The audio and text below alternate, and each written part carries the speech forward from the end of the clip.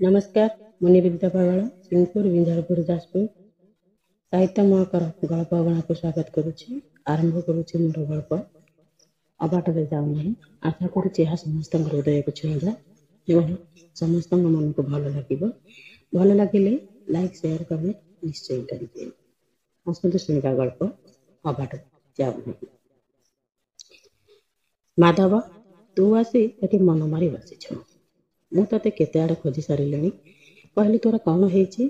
କେଉଁ କଥା ପାଇଁ ତୁ ଏତେ ଚିନ୍ତିତ? ବନ୍ଧୁ ହିସାବରେ ମୁଁ ଯଦି ତତେ କିଛି ସାହାଯ୍ୟ କରିପାରିବି ନିଜକୁ ଧନ୍ୟ ମନେ କରିବି। ଦୀର୍ଘ ନିଶ୍ୱାସ ଛାଡ଼ି କହିଲେ ମାଧବ। କ'ଣ କହିବି ରେ ସାଙ୍ଗ? ତୁ ତ ମୋ କଥା ଜାଣିବୁ। ଦୁଃଖ କଷ୍ଟରେ ଜୀବନଟା କଟୁଛି ମୋର। ଆଜିକାଲି ଦୁନିଆରେ ଶାନ୍ତିରେ ଗଣ୍ଡେ ଖାଇ ହେଉନି କି ଭଲରେ ଶୋଇ ବି ହେଉନି। ଚିର ଦୁଃଖୀ ମୁଁ। କ'ଣ କରିବି, କେମିତି କରିବି କିଛି ମୁଣ୍ଡରେ ପଶୁନାହିଁ। ଘରେ ରୋଗିଣା ସ୍ତ୍ରୀ, ପିଲାମାନେ ପାଠ ପଢ଼ୁଛନ୍ତି। ମୁଣ୍ଡ ଉପରେ ଝିଅ ବାହାଘର, କେମିତି କ'ଣ କରିବି? ଏଇ ଭିଟାମାଟ ଖଣ୍ଡକୁ ଛାଡ଼ିଦେଲେ ଆଉ କିଛି ସମ୍ବଳ ନାହିଁ ମୋର। ଏଇ ଛୋଟିଆ ବ୍ୟବସାୟରେ ଘର ଚଳାଏ। ଦିନଟିଏ ବସିଗଲେ ହାଣ୍ଡିକି ଚୁଲି ଯାଏନି। ଦିନସାରା ଖଟି ଖଟି ଯାହା ଯେତିକି ମିଳେ ଦୁଃଖ କଷ୍ଟରେ ଚଳିଯାଏ। ଜାଣିଛୁ ସାଙ୍ଗ, ସମୟ ଗଡ଼ିବା ସହିତ ମୋ ମନ ବି ଦୁର୍ବଳ ହେଇଗଲାଣି। ମୋ ବୁଢ଼ା ହେବା ସଙ୍ଗେ ସଙ୍ଗେ ମୋ ମନ ଗୁଡ଼ା ଭାଙ୍ଗିଗଲାଣି। ଏଇ ସାଇକେଲ ହିଁ ମୋର ସାହା ଭରସା, ଏକମାତ୍ର ସାହା ସମ୍ବଳ। ମୁଁ ସିନା ଅଳ୍ପ ପାଠ ପଢ଼ିଛି, ହେଲେ ମୋ ପିଲାମାନଙ୍କୁ ମୁଗ୍ଧ କରିବିନି। ସେମାନଙ୍କୁ ସଂସ୍କାର ଶିଖାଇବି। ସେମାନେ ବଡ଼ ହୋଇ ପାଠ ପଢ଼ି ମୋତେ ଅନେଇବି କି ନାହିଁ ତ ଜାଣିନି, ସେ କଥା ସମୟ କହିବ। ବୁଢ଼ା ବୟସରେ ସେମାନେ ମୋର କେତେ ପୂଜା କରିବେ, ସେବା କରିବେ, ସେଇଟା ସମୟ କହିବ। ମୁଁ କିନ୍ତୁ ସେମାନଙ୍କୁ ସଂସ୍କାର ଶିଖାଇବି, ପାଠ ପଢ଼ାଇବି, ମଣିଷ କରିବି। ଆରେ ତୁ ଏମିତି ଭାଙ୍ଗି ପଡ଼ିଲେ ଚଳିବ? କହିଲେ ମୋତେ।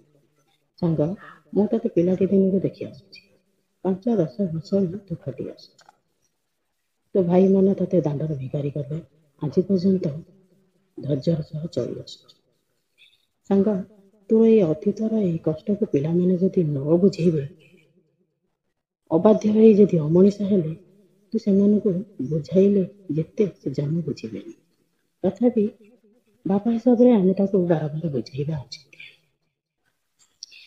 କି ବାପା ମା କାନ୍ଦିଲେ ତମେ ଶାନ୍ତିରେ ରହିପାରିବ। ପିଲାମାନେ ଯେତେ ଶାନ୍ତିରେ ରହିବେ, ବାପା ମା ହୁଏତ ଖୁସି ହେଇପାରନ୍ତି। ଅନ୍ତତଃ ବାପା ମାଙ୍କୁ ସେମାନେ କଷ୍ଟ ନ ଦିଅନ୍ତୁ କି ଅନ୍ୟାୟ ନ କରନ୍ତୁ। ସେମାନେ କଷ୍ଟ ଦେଲାବେଳେ ପୁଅ ବାକ୍ୟ ନ କୁହନ୍ତୁ, ନହେଲେ ଅତୀତର ଭାଇ ଭଗାରୀଙ୍କ କଷ୍ଟ ଠାରୁ ପୁଅ ବୋହୂଙ୍କର ଅନ୍ୟାୟ ଜ୍ୱାଳା ଭାରି ବାଧିବ। ପିଲାମାନେ ବଡ଼ ହେଲେ, ପାଠ ପଢ଼ିଲେ, ଚାକିରି କଲେ, ଘରକୁ ପୁଅ ବୋହୂ ସବୁ ଆସିଲେ, କିଛି ଦିନ ସଂସାରଟା ଖୁବ୍ ସୁଖରେ ଚାଲିଗଲା ଏବଂ ଚାହୁଁ ଚାହୁଁ ସମୟ ବି ଗଡ଼ିଗଲା। ହଠାତ୍ ପୁଅ ବୋହୂ ତାଙ୍କର ରଙ୍ଗ ଦେଖାଇବା ଆରମ୍ଭ କଲେ। ବାପା ମାଙ୍କୁ ବୋଝ ଭଳି ଭାବିବା ଆରମ୍ଭ କଲେ। ସଂସାର ଚଳିବା ପାଇଁ ଆମେ କେତେ ଗଧ ଭରି କରିଛୁ। ଆମେ ଚାହୁଁ ସେମାନଙ୍କର ପିଲାମାନଙ୍କର ମଙ୍ଗଳ ହଉ। ଏ ଅବାଧ୍ୟ ପୁଅ ଝିଅମାନେ ବାଟକୁ ଫେରି ଆସନ୍ତୁ, ଘରେ ରୁହନ୍ତୁ, ଅବାଟରେ ନ ଯାଆନ୍ତୁ। ବାପା ମାଙ୍କୁ ଏମିତି ଭାଷା ନ କୁହନ୍ତୁ ଯେଉଁ ଭାଷା ଶୁଣିଲେ ଦେହ ଥରି ଉଠିବ, ଆଖିରୁ ଲୁହ ଗଡ଼ିଯିବ, ହୃଦୟ ଭାଙ୍ଗିଯିବ। ପୁଅର ଭଲ ପାଇଁ ବାପା ମା କେତେ କ'ଣ କରନ୍ତି। ତାଙ୍କର ହୃଦୟ ଅହରହ ସଂଗ୍ରାମ କରେ। କିନ୍ତୁ ଏ ପୁଅମାନେ, ତାଙ୍କର ହୃଦୟ ଏତେ କଠିନ କାହିଁକି କେଜାଣି? ବାପା ମାଙ୍କ କଥା ଲିଙ୍ଗ ପିତା ପରି ଲାଗୁଛି,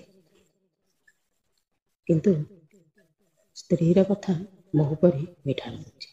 ସେ ଯାହା କହୁଛି ପୁଅ ଭାବୁଛି ଏହା ସବୁ ଠିକ। ବାପା ମା ସବୁ ଭୁଲ।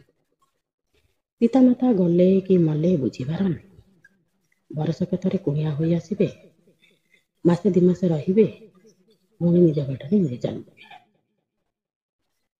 ବୁଢ଼ାବୁଢ଼ୀଙ୍କର ସେବା କରିବା, ଶାଶୁ ଶ୍ୱଶୁରଙ୍କର ସେବା କରିବା ଆଜିକାଲି ଗୋଟେ ଫ୍ୟାସନ୍ ହେଇଗଲାଣି। ଶାଶୁ ଶ୍ୱଶୁରଙ୍କୁ ସେବା କରିବା ତ ଦୂରର କଥା, ସେମାନଙ୍କୁ ଜଳ ଗ୍ଲାସ ଦେବା ପାଇଁ ବି ଆଜିକାର ପୁଅ ବୋହୂମାନେ କୁଣ୍ଠାବୋଧ କରୁଛନ୍ତି, ଘୃଣା କରୁଛନ୍ତି।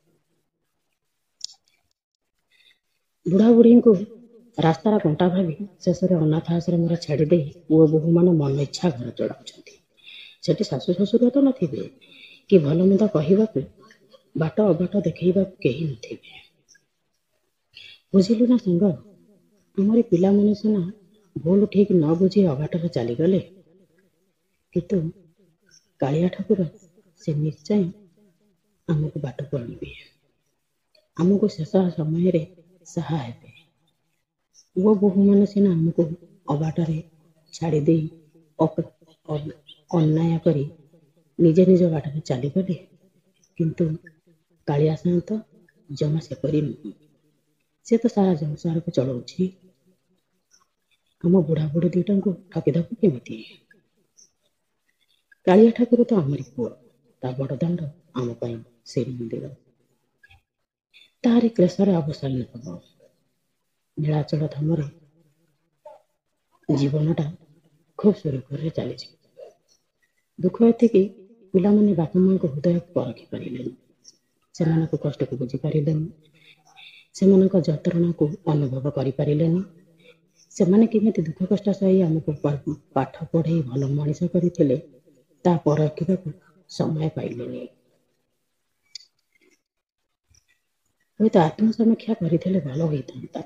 ଆତ୍ମସମୀକ୍ଷା ପିଲାମାନଙ୍କ ପାଇଁ ବହୁତ ଜରୁରୀ। ପିଲାମାନଙ୍କର ମଙ୍ଗଳ ପାଇଁ ବାପା ମା ସବୁବେଳେ ମୁଣ୍ଡିଆ ମାରିବେ ଦିଅଙ୍କ ପାଖରେ। ଅବାଟରେ ଯାଉଥିବା ପୁଅ ଯଦି ବାଟକୁ ଫେରି ଆସିବ, ସେଇ ହେବ ବାପା ମାଙ୍କ ପାଇଁ ଶେଷ ଇଚ୍ଛା। ରହୁଛି, ନମସ୍କାର।